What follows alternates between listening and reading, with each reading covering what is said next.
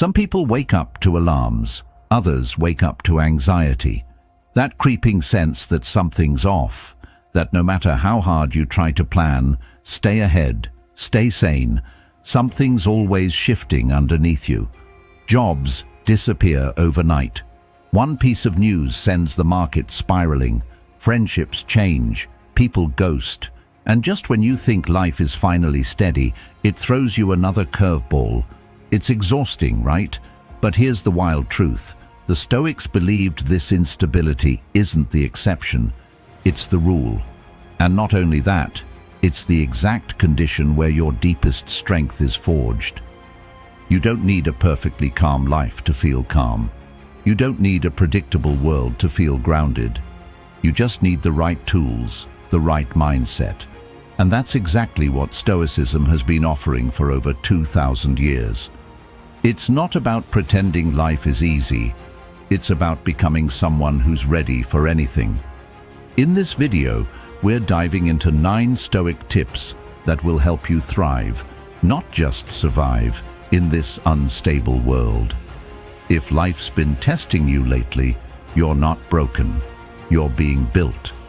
If these conversations speak to something real in you, something grounded in truth, philosophy, and inner growth, consider subscribing. It's a small gesture, but it helps us reach more minds like yours, and it quietly signals that you're walking this path with intention. 1. Embrace the fire. Most people spend their lives trying to outrun discomfort. They chase stability like it's some promised land, believing if they work hard enough, control enough, plan enough, they'll finally reach that perfect day when nothing goes wrong. But life doesn't work like that. It moves, it shifts, it surprises. Just when you think you've got things figured out, something changes. And that's not a glitch in the system. That is the system. The Stoics didn't just accept this, they leaned into it. They understood that the nature of life is flux. Change is not the enemy, it's the very condition for growth. The idea they held close was called amor fati, which means love of fate. Not just tolerate your fate, not just put on a brave face, but love it. Why? Because the things we don't choose often shape us in the most powerful ways. Like the lodgepole pine tree that only releases its seeds after a wildfire, there are parts of your character, your courage, your clarity, your grit, that only emerge when you're under pressure. Fire doesn't just destroy, it reveals, it refines. You lose a job? It might feel like failure, but maybe that space is what finally forces you to pursue what you really want. Maybe you stop settling, you get rejected, it stings. But maybe that person wasn't meant to walk the next mile of your journey. Maybe life is editing your path for you, removing what doesn't belong. What if the setback isn't punishment, but precision? Stoicism teaches that we don't control what happens to us, but we do control what we make of it. Marcus Aurelius said, "A blazing fire makes flame and brightness out of everything that is thrown into it." That's what you are, a fire. Everything that hits you, loss, doubt, delay, is fuel for your evolution. It's training, it's preparation, but only if you let it be. You're not defined by the event, you're defined by your response. The Stoics practiced this mindset daily. They journaled through storms. They visualized loss before it came, not to be morbid, but to prepare their hearts. Because the more you expect life to flow in one smooth direction, the more fragile you become. Aristotle believed that the highest human good, eudaimonia, was not pleasure or success, but excellence of character developed through struggle and right action. In other words, the good life is not the easy life, it's the earned life. That means you've got to stop asking, "Why me?" and start asking, "What is this building in me? Is it patience? Is it humility? Is it power I didn't know I had?" Plato reminded us that the measure of a person isn't how they act in moments of comfort, but in moments of challenge. This is your moment, and when it comes, don't resist it. Breathe into it, trust it, welcome it, let it teach you, let it train you. So the next time life slams a door or throws you off your routine, don't spiral, don't fight it. Just pause and say, "This is training. Let's go." That's not denial, that's discipline, that's stoicism in motion. 2. Use chaos as fuel. Sometimes life throws you into a situation that doesn't make sense. Everything's spinning, nothing's working the way it used to, and you're standing there wondering, why is this happening now? It's unsettling, frustrating, even scary. But here's the flip side. These moments are often the exact turning points that shape who you become. Not in spite of the chaos, but because of it. You don't get transformation in comfort. You get it when the ground beneath you shifts, and you're forced to either break or build something new. Every great story has a moment of breakdown, that scene where everything falls apart and you think the hero might not make it. But it's in that fall where the real transformation begins. Think of your own life. Your biggest growth didn't happen when things were easy. It happened when you lost the job, the plan failed, the relationship ended, or the door slammed shut. As the Stoics would say, what stands in the way becomes the way. That obstacle, it's not blocking your path. It is the path. Disruption isn't your enemy, it's your catalyst. In fact, the more you resist it, the more it drags you. But if you meet it with awareness and courage, it becomes fuel. Marcus Aurelius wrote, "The impediment to action advances action. What stands in the way becomes the way." That wasn't just theory for him. He faced wars, plagues, and betrayal, and still he ruled with wisdom and patience. That's what makes Stoicism so powerful. It's not about avoiding the fire, but learning how to use it. Carl Jung echoed something similar when he said, "In all chaos there is a cosmos, in all disorder a secret order." That's the mindset shift. Instead of panicking when things break down, you start looking for the deeper pattern, the hidden gift. What new skill is this forcing me to learn? What part of me is being called forward? What's trying to emerge through the mess? Aristotle believed that excellence was built through repeated action, especially in difficult times. He said, "We are what we repeatedly do." Excellence, then, is not an act, but a habit.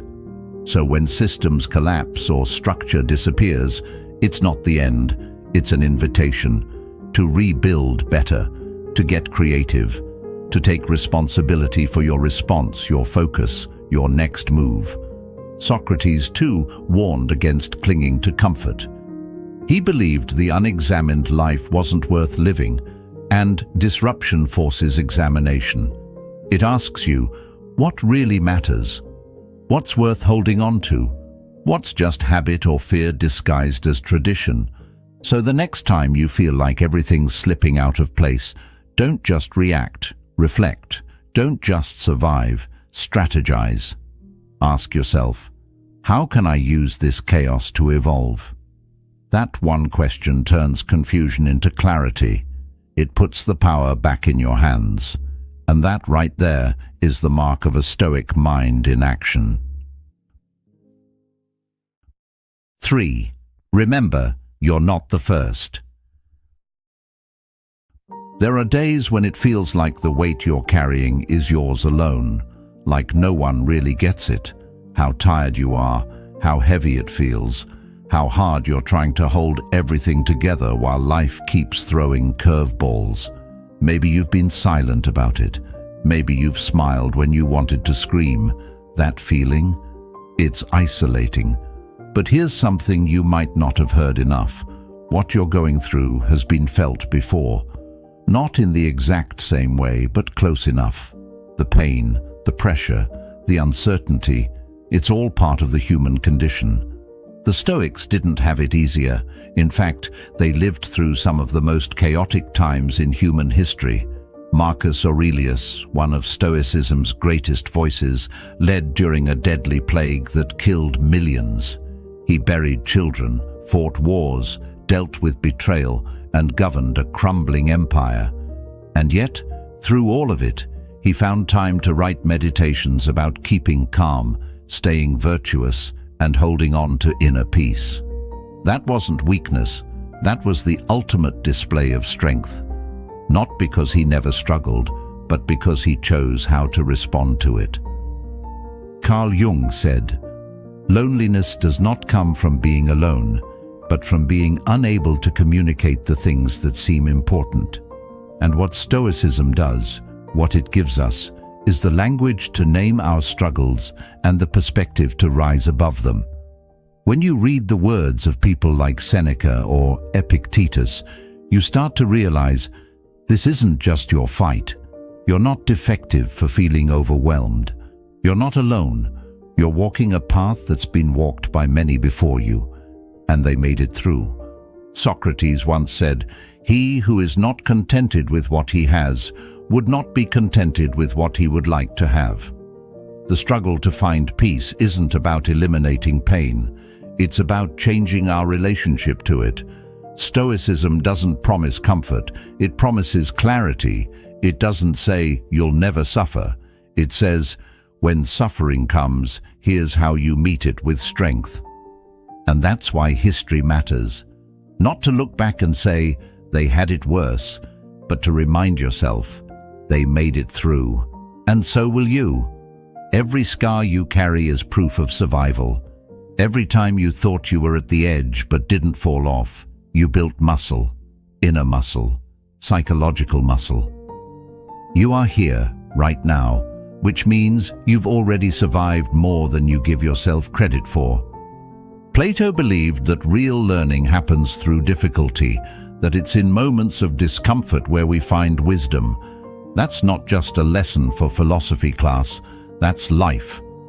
So the next time you feel like screaming, collapsing, or giving in, remember this. You're not breaking, you're becoming. You're part of a long line of people who faced storms and stood tall. Not because they were superhuman, but because they chose resilience. So when life hits hard, don't say, "Why me?" Say, "I'm built for this. I come from a long line of survivors," because you do, and you are. 4. Ride the wave. There's a strange kind of comfort we chase in trying to make things stay the same. We want the job to stay stable, the relationships to stay easy, our routines to stay familiar. But life doesn't work on our schedule. It doesn't sign contracts. It doesn't promise predictability. And the more we try to lock everything down, to grip too tightly to how things were, the more we suffer when they inevitably shift. It's like trying to hold on to water. The harder you squeeze, the faster it slips through your fingers. The Stoics understood this deeply. They weren't just stoic in the sense of being emotionless. They were wise enough to study the natural world and realize change isn't the enemy. It's the pattern. It's the rhythm. And the wise person doesn't resist the rhythm. They learn how to move with it.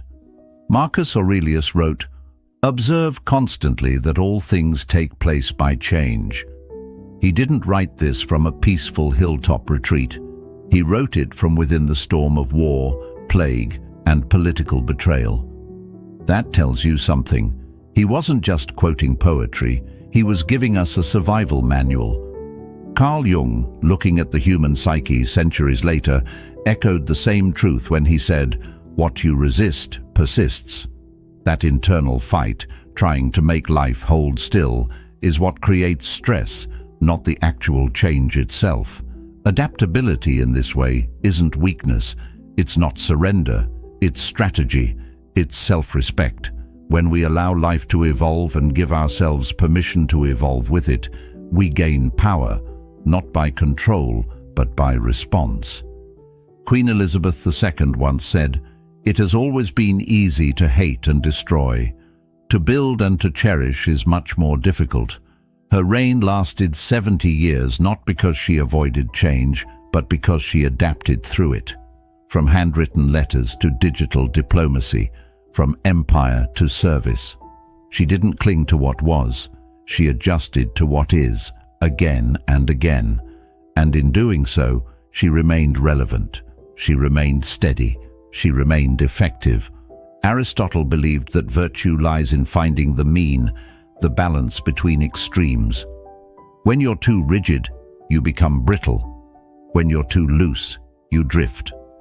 But flexibility, the kind rooted in values, not fear, is the middle path.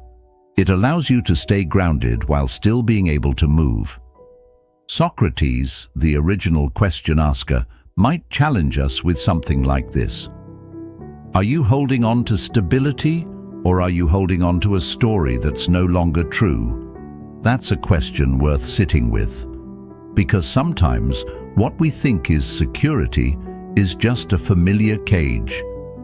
And life, real, expansive life, begins the moment you stop clinging.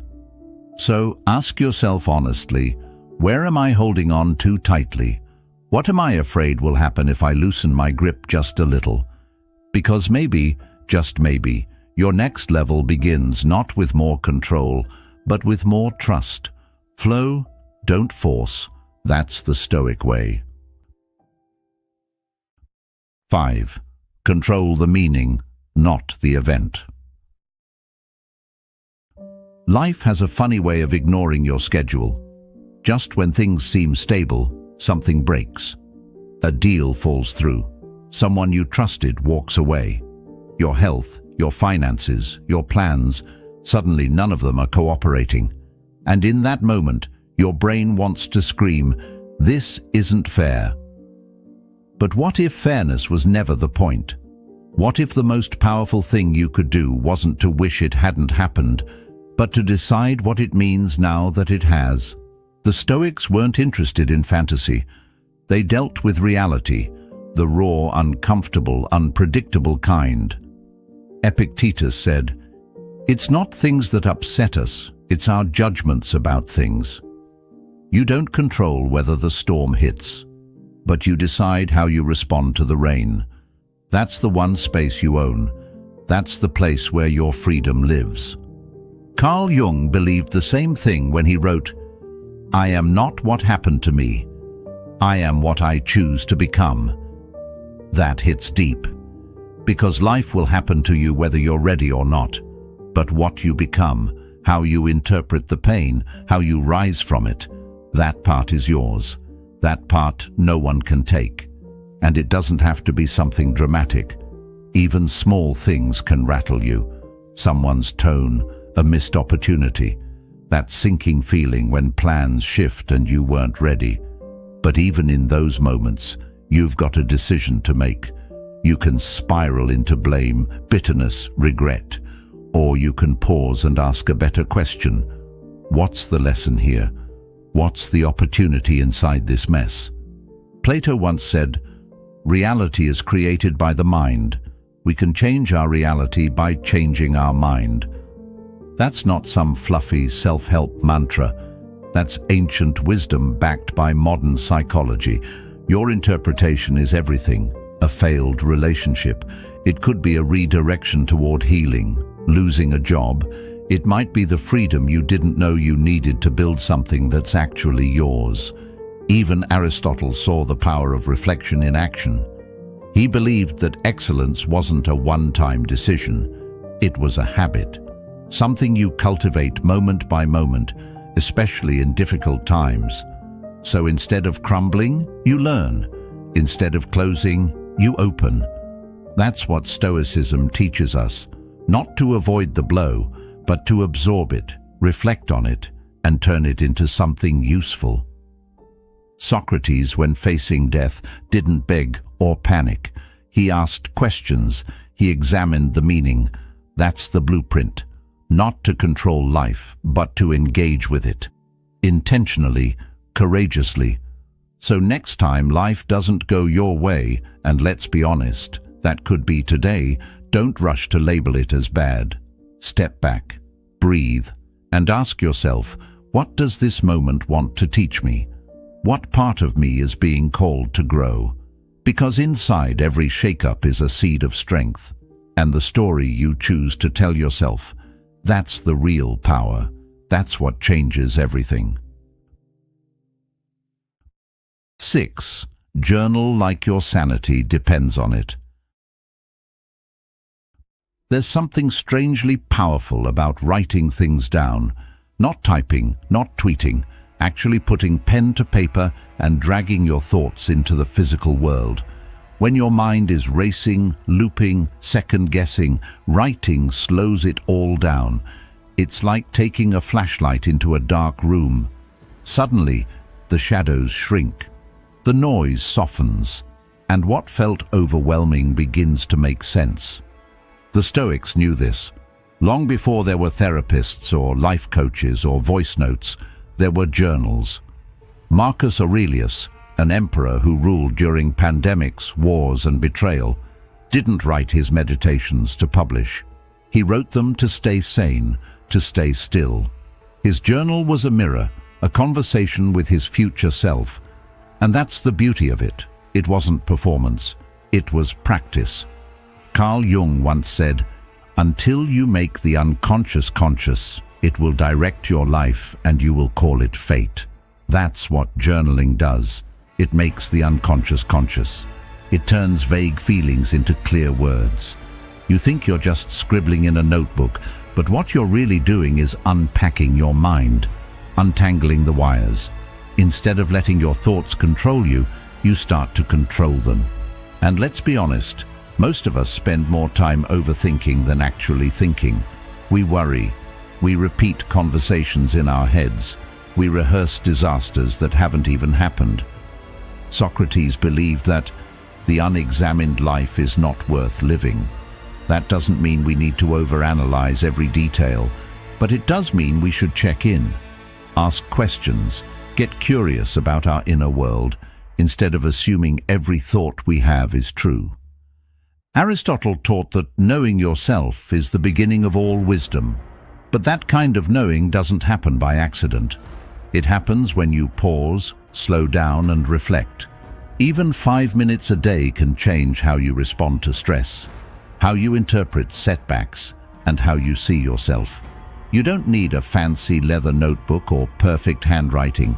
Just a few quiet minutes and some honesty. What are you really feeling right now? What's pulling your attention? What are you afraid of that you haven't said out loud? When you write it, you name it. And when you name it, you can work with it. You don't have to be perfect. You just have to be present. So tonight, before bed, don't scroll. Don't numb. Don't distract. Just sit with yourself for a second. Write down the 3 biggest things on your mind. Then ask yourself a simple question. Are these facts or fears? You might be surprised how much of what's been weighing on you starts to feel lighter the moment you see it clearly. Journaling isn't just about expression, it's about clarity. And clarity is freedom. That's how the Stoics trained their minds. Quietly, consistently, one honest page at a time. 7. Zoom out and get perspective. Ever notice how the smallest things feel like the end of the world when you're too close to them? A rude text, a missed deadline, a weird silence in a conversation. When you're in it, it feels huge, consuming, like there's no space to breathe or think clearly. But pull back just a little, zoom out, and suddenly everything shifts. You get perspective, the problem shrinks, your mind clears, and that emotional storm, it passes just like all the others did. That's not just a nice trick, it's a mindset, a Stoic mindset. The Stoics practiced this kind of zooming out every day. Marcus Aurelius, for example, wrote about taking the view of the whole, not just your little world, but all of nature, all of time. He said, Look at things as they are, peeling away the surface. When we obsess over the surface, our irritation, our fear, our disappointment, we forget how much we've already survived. Zooming out reminds us that this too will pass. Carl Jung touched on this when he said, "The pendulum of the mind swings between sense and nonsense, not between right and wrong.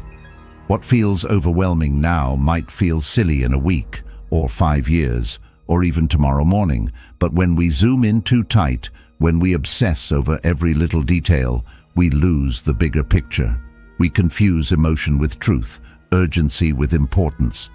Think about how a pilot sees a city, or how an astronaut sees Earth. It changes things, doesn't it? Plato encouraged people to rise above the cave, above the illusions, above the shadows, and see things as they really are, not as they seem in the heat of the moment. And when we do that, when we mentally rise up above our problems, we reconnect with something deeper, something steadier. Socrates believed that wisdom begins in wonder, and wonder, real wonder, doesn't live in your to-do list. It doesn't live in your phone. It lives in that moment when you look at the sky and realize you're part of something massive, something ancient. You're not the first person to feel anxious. You won't be the last.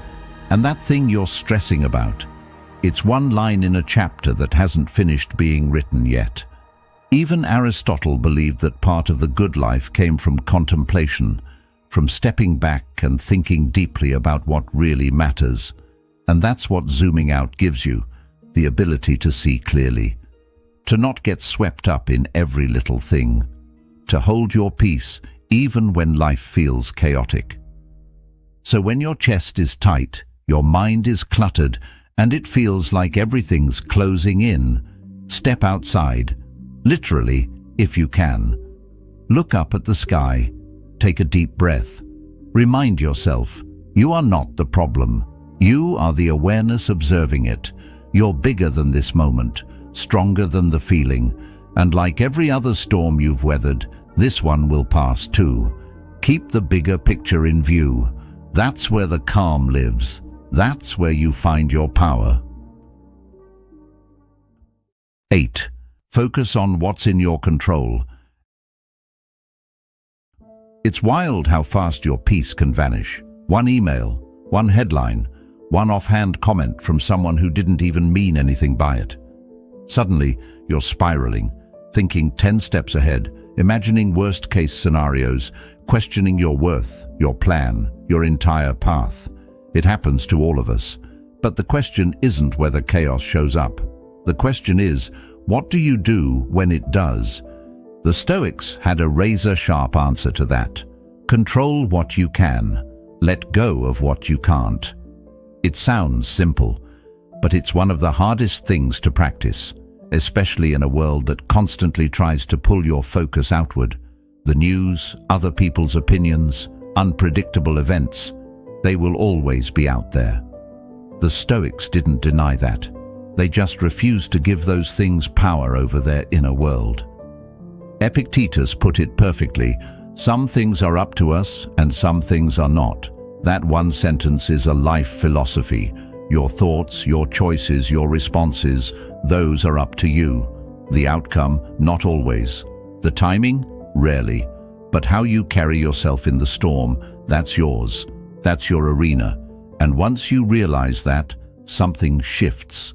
You stop giving your energy away to things that were never yours to hold. Carl Jung once said, "Freedom stretches only as far as the limits of our consciousness." And that's why awareness matters so much. Most people go through their day reacting, triggered by this, frustrated by that, blaming the world for how they feel. But the Stoics were different. They trained themselves to pause, to ask the question that changes everything. Is this in my control? If the answer is no, drop it. If the answer is yes, do something about it. Socrates believed that self-mastery was the foundation of a good life. He said, "Let him who would move the world first move himself." And that's the work, right? Not trying to fix everything out there, but starting with what's in here. Your focus, your breath, your behavior. That's where peace lives. Not in getting everything to go your way, but in knowing you'll handle it well when it doesn't. Aristotle taught that virtue is a habit formed by doing the right thing over and over again, especially when it's hard. So every time you stop yourself from lashing out, every time you choose patience instead of panic, every time you redirect your attention to what you can influence, you're shaping the kind of person you become. That's power, quiet, steady, self-built power. So next time your brain starts running wild, stop, breathe, ask yourself, is this in my control? If it's not, release it. If it is, act on it. That's not weakness, that's wisdom, that's stoicism. And in a world full of noise, that kind of clarity is a superpower. 9. Be the emerald. There are times when the world feels too loud, too fast, too unpredictable. You wake up with a plan, and by midday, life has rewritten your entire script. Maybe someone disappoints you, maybe something unexpected blindsides you, or maybe it's not one big event, just the daily pressure, the background noise that slowly chips away at your peace. And in those moments, it's easy to forget who you are. It's easy to start bending to the storm. But the Stoics had a different approach. They didn't try to control the storm. They trained themselves to be still within it. One of the most powerful images from Stoic writings is this: be like the emerald, not glass, not something fragile, something solid, something with depth and clarity. The emerald doesn't argue with the darkness around it, it just keeps shining. That's the mindset. That's the mission. Marcus Aurelius wrote, "No role is so well suited to philosophy as the one you happen to be in right now." That means whatever life is throwing at you, this exact moment, messy as it may be, is your arena for growth. You don't need ideal conditions to be your best self. You just need to decide not to fold under pressure, to stay true, not perfect, just steady. Carl Jung once said, "The privilege of a lifetime is to become who you truly are, and you can't do that if you're constantly shifting based on what the world expects." That doesn't mean you ignore feedback or stop learning. It means you stop abandoning yourself every time something hard happens. Life will test your patience. People will misunderstand you. Circumstances will shake your plans. But your identity, your core, doesn't have to go with them. Plato believed that the soul has a natural order, and our work in life, he said, is to bring the parts of ourselves, reason, emotion, and desire, into harmony. That kind of harmony doesn't come from outside approval. It comes from inner alignment, from knowing your values, your boundaries, your worth, and sticking to them when it's hardest. Socrates, too, taught that the key to strength is not brute force, but clarity of purpose. When you know your mission, distractions lose their grip. You stop reacting to everything, and you start responding from a place of awareness. Aristotle reminded us that character is revealed in action, especially under pressure. And that's the real test, isn't it? Not how you behave when life's easy, but who you become when life gets complicated, when things fall apart, when no one's watching. So when life gets loud, when people don't get you, when the world seems out of sync, pause, breathe, and whisper to yourself, "I am still me. I don't fold, I don't shake, I shine," because at the end of the day, your job isn't to control the noise. Your job is to remain who you are, calm, clear, and grounded. That's Stoicism. That's strength. That's your light. The world won't always make sense. People will shift. Plans will break. But the one thing you can return to, the one place that stays solid, is you. Calm in the storm, steady in the chaos, clear in the noise. That's what Stoicism gives you. Not control over life, but control over yourself. If this message spoke to something in you, there's another video waiting for you right here, just as powerful, just as grounded. Thank you for being a part of Stoic Journal.